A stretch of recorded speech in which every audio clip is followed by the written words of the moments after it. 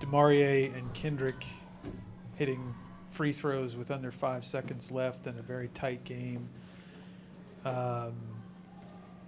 It's never not important to hit your free throws, but those seem kind of like the what helped you guys pull it out today.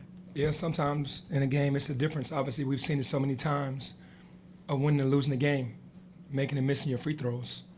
And those guys made their free throws, big free throws. So are you – I can't tell if you're happy or are you upset? Oh, no, I'm happy. I'm happy. I'm very happy. We won. I'm happy about that. Another great win. Coach, kind of explain that first half. You guys played with a lot of great energy, and you only had 2 turnovers in the first half. Man, guys were together. You know, they were connected and wanted to win the game. Obviously, Cincinnati's a really good team. They can score. And they made adjustments and they made shots. That's what they are. Penny, you talk about teaching tape a lot. I know you're happy with the results overall. The last couple of minutes, I imagine that's going to be good teaching tape on how to close the game out a little bit easier going forward. Yeah, well, I mean, from what I've always known, when the opposing team makes a run late, if you don't handle that properly, then the pressure becomes much more on you. And then you start to fold, and they just have nothing to lose. And I've seen that from us a couple of times this year. And it happened again today. And we have to learn from those situations. But it's all self-inflicting things that we can control. And, we're just going to have to watch the film and get back to and doing the things that we need to do. This could be it for Cincinnati for a while. Is it sort of odd to see? Well, nice to send them off with an L, I guess. But is it sort of odd to think this could be the end of this? It is kind of odd because, they've been in my career, obviously as a player and now a coach forever. And to not have that there would be really weird. Penny, with the kind of piggybacking off that, with the this might be the last game against Cincinnati for a while. How would you think the crowd, especially the student section, second game with the new rules and stuff with the student section, how do you think they played into the game, especially in the first half? They did a phenomenal job. The last couple games with the student section showing up, along with the crowd that's usually here, man, it was really loud. And when we made those runs, they were there for us, and they were like that sixth man for us out there. And I'm enjoying every moment of it. Having an advantage at home, and that's what it's about. They gave us the advantage at home again today.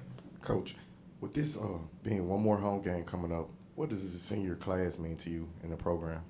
Well, it's weird because all these seniors I haven't really had an opportunity to get to know personally on like a personal level. Like, Alo isn't walking. I think Malcolm is. I think Malcolm pretty much is the only one out of the group besides DeAndre that I really know. So it's kind of weird, but I've grown to know these guys and to have these good people first, and then good athletes and good basketball players, good students. That really matters, and I'm glad that I have these guys and being able to coach these guys this year. And senior day will be special. Petty, I saw Alex go to the tunnel with Darryl with the pad on, came back, and then looked like the last time he checked out, he was grabbing the groin once again. Did he re-aggravate it at all? He might have a little bit because I wanted to keep him out and then put him back in the last few seconds, and he probably had to overexert himself playing someone off the dribble or just chasing them, and probably tweaked it a little bit. I wouldn't pay too much attention to that because he wasn't in a bad mood after the game, so that lets me know he's okay. Penny, I'm not sure if you answered this before I got to the room, but you just said that the second half, obviously, y'all didn't close the way you would like to. Several things there, but what stands out to you the most in terms of what was different in the final 20 minutes? We didn't execute offensively. It was more one-on-one. And when we go one-on-one, we got to really lean on one or two guys. Instead of getting some action, some motion, ball moving from side to side and really believing in that. And we have good athletes that believe in their games. And for the most part, we allow them to play their games, but it has to be a cutoff at some point when the team is going on a run for us to get something with some movement. And we were stagnant in the second half. And that's when we're playing bad basketball. And then on the other end, we weren't rebounding.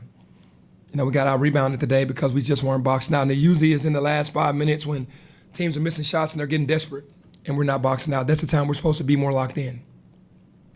In a way, is it kind of nice to have stuff like this to still be coaching this late in the season, to still, have stuff to improve upon, or not? Like, Yeah, no, we're not peaked at our peak. We're not at a point where we're at our ceiling. We have so much room to grow. So that is something that if we can grasp it and get it, that we can get better. And I think I love that part. We're not playing bad basketball. We're just not putting two halves together the way the good teams around the country are.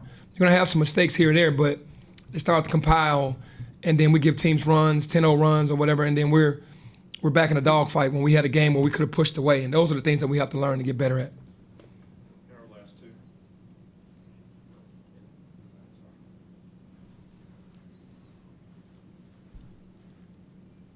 Have you coached a player that could seemingly just flip the switch from the first half to the second, the way Kendrick can, basically every night? No, I've never coached a guy that could do it that way.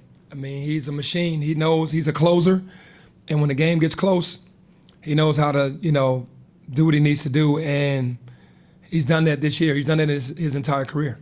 That's why he's actually the leading scorer in our conference, because he knows how to do that.